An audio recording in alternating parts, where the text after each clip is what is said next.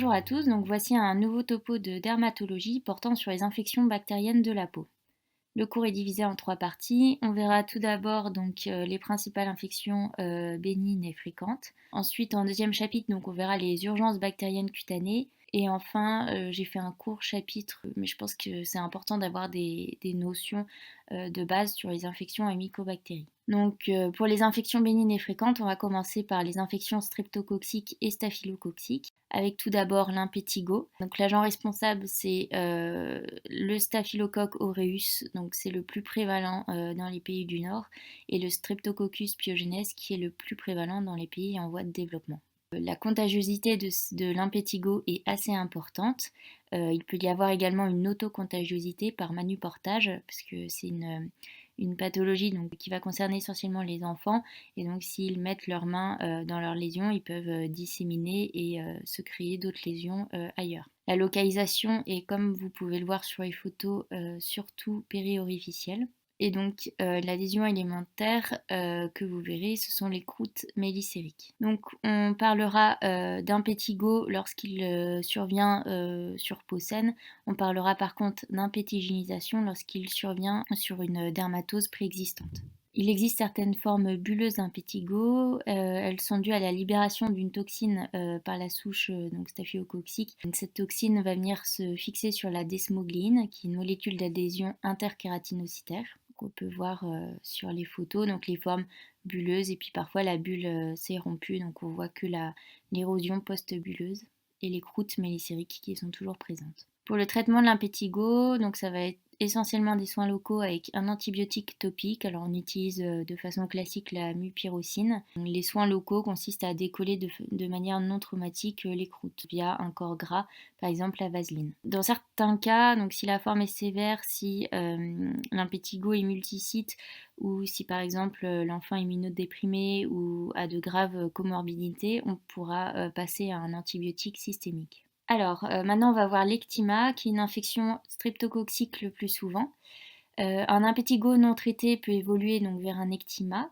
C'est une ulcération plus profonde. Contrairement à l'impétigo qui reste très superficielle, là on peut avoir une atteinte dermique. Donc je vous ai dit c'est une infection streptococcique, mais en fait on peut avoir une infection par streptocoque et staphylocoque de façon concomitante. C'est une pathologie qui concerne plutôt les personnes âgées et les enfants, et le terrain en général c'est sur un terrain d'hygiène défectueuse, bas niveau de vie. La guérison se fait avec cicatrice. Donc la lésion est initialement pustuleuse ou vésiculeuse sur base inflammatoire, puis elle s'ulcère avec une croûte souvent plus épaisse que dans l'impétigo, et le bord de l'ulcération est dur et surélevé. Vous pouvez avoir également des adénopathies périphériques qui sont présentes, donc adénopathie inflammatoire. On retrouve donc la plupart du temps à l'interrogatoire un facteur de risque, donc un œdème préexistant, une piqûre d'arthropode, une ulcération préexistante. Donc la folliculite, c'est une infection staphylococcique le plus souvent, mais il y a d'autres germes responsables, par exemple des BGN ou le pseudomonas, qui peuvent donner des folliculites. Sémiologiquement, il s'agit d'une pustule centrée par un follicule pileux. Et on parle de psychosis si c'est localisé au niveau de la barbe. Le traitement de la folliculite sera constitué de lavage antibactérien et d'antibiotiques oraux s'il s'agit d'une forme disséminée. Ensuite, on a les abcès, les furoncles et l'anthrax, donc toujours dus au staphylocoque. Par définition, un furoncle atteint un follicule pileux. L'anthrax, c'est l'atteinte de multiples follicules adjacents. L'abcès, donc, c'est une collection pas encore fistulisée à la peau. Donc le staphylocoque est l'agent infectieux le plus fréquent et c'est la présentation la plus fréquente pour les SARM communautaires. Cliniquement, on aura des nodules fermes, rouges et sensibles, le plus souvent localisés au visage, cou, aisselles, fesses et régions périnéales.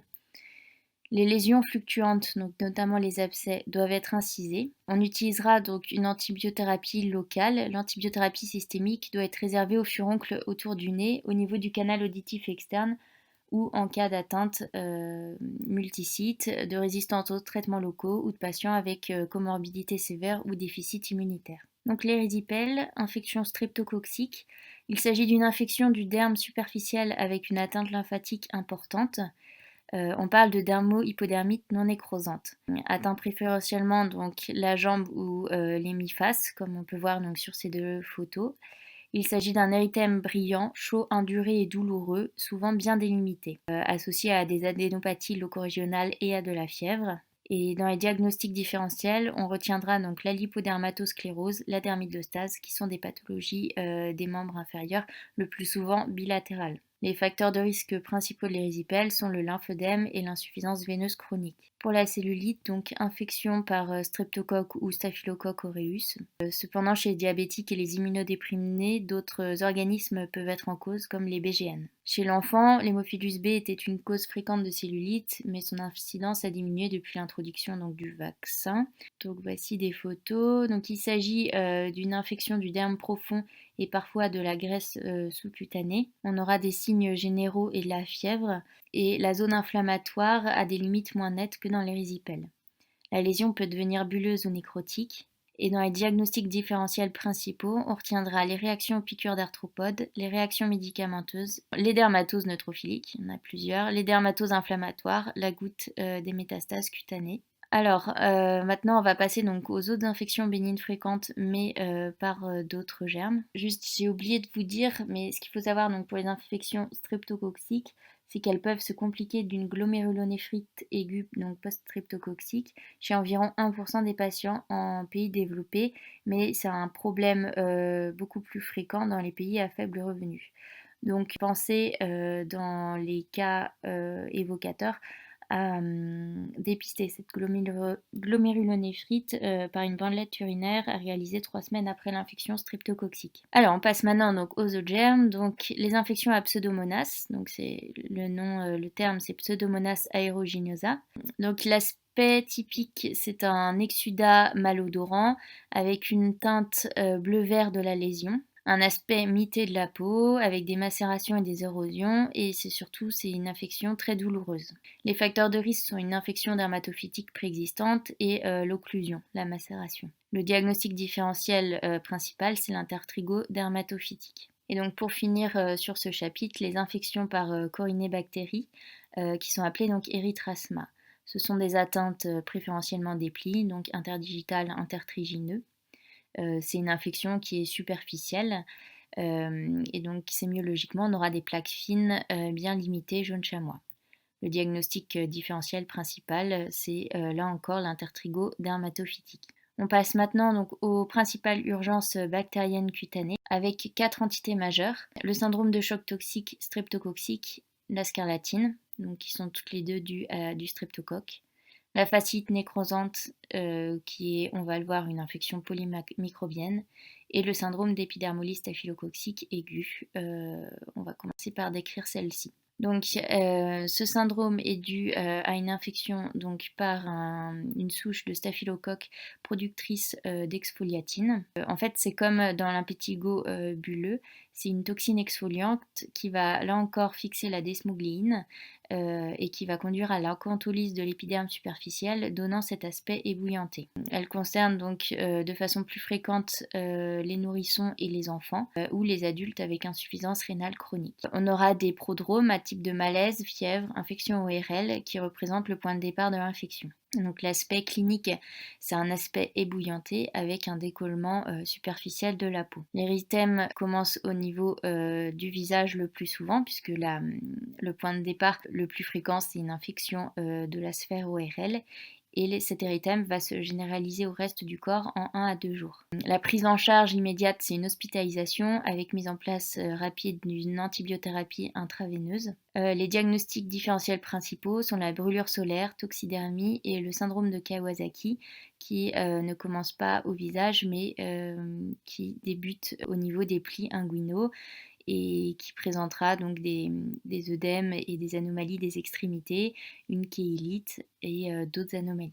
Donc maintenant le syndrome de choc toxique streptococcique, donc dû à un streptocoque du groupe A producteur d'exotoxines. Cette infection atteint le plus souvent les enfants ou adultes et souvent en bonne santé sans comorbidité majeure. Les sites infectieux primitifs sont plus souvent cutanés ou au niveau des tissus mous, qu'aux autres sites et la mortalité est élevée, environ 60%. Le début est soudain, le patient va être en choc, donc une hypotension et des défaillances multiviscérales. Il va présenter une érythrodermie maculaire diffuse. Là encore, la prise en charge immédiate sera l'hospitalisation et l'antibiothérapie intraveineuse. On pourra administrer des immunoglobulines intraveineuses en cas de choc toxique sévère. La scarlatine, donc c'est une infection par un streptocoque producteur de toxines érythrogènes. Elle touche habituellement les enfants de moins de 10 ans, en général après une angine ou une pharyngite streptococcique. Donc l'enfant va présenter une angine douloureuse avec une langue framboisée, un rash débutant au cou et dans les grands plis, un rash donc, qui va être scarlatiniforme, donc avec très peu d'intervalles de peau saine, un aspect granité. L'enfant présentera également de la fièvre et une altération de l'état général, et s'ensuivra donc une desquamation des extrémités survenant 7 à 10 jours après. Le traitement se fait donc par pénicilline 10 à 14 jours. Les diagnostics différentiels principaux sont donc là encore le Kawasaki, les toxidermies, le choc toxique streptococcique, le débutant. La fasciite nécrosante, il s'agit d'une nécrose rapidement progressive de la graisse sous-cutanée et des fascias, provoquant des ulcérations avec un écoulement fétide fréquent. On aura donc une coloration violacée de la peau en regard. L'atteinte peut initialement ressembler à une cellulite, mais la douleur intense avec la coloration violacée reflétant la nécrose imminente sont assez parlantes et doivent faire s'inquiéter le clinicien. On aura également donc un signe assez pathognomonique, c'est la crépitation sous-cutanée qui montre donc la nécrose et la présence d'air donc dans les tissus sous-cutanés. On parlera de gangrène de fournier en cas de localisation anogénitale. Pardon, du coup là c'est une photo, donc pas de gangrène de fournier mais de fasciite nécrosante donc du membre inférieur. Le traitement donc sera un débridement chirurgical donc dans la quasi-totalité des cas de façon urgente, associé à une antibiothérapie large spectre. Les facteurs de risque principaux sont une immunodépression, le diabète, l'alcoolisme et des atteintes vasculaires préexistantes. Et pour finir, donc une seule diapo sur les infections à mycobactéries, pour que vous ayez bien en tête, donc d'un côté les deux principales mycobactéries humaines, donc la lèpre et la tuberculose, et d'un autre côté les mycobactéries dites atypiques, avec en tête de ligne à retenir donc Mycobacterium marinum et Mycobacterium ulcerans. La différence entre les deux groupes, c'est que la lèpre et la tuberculose sont dues à des mycobactéries anthropophiles, donc le réservoir est strictement humain et il existe une contagiosité interhumaine, donc il faut isoler ces patients. Alors que dans les cas d'infection à mycobactéries atypiques, il s'agit d'espèces zoophiles, donc à réservoir environnemental, il n'y a pas de contagiosité interhumaine, donc pas d'isolement. Merci à tous pour votre attention.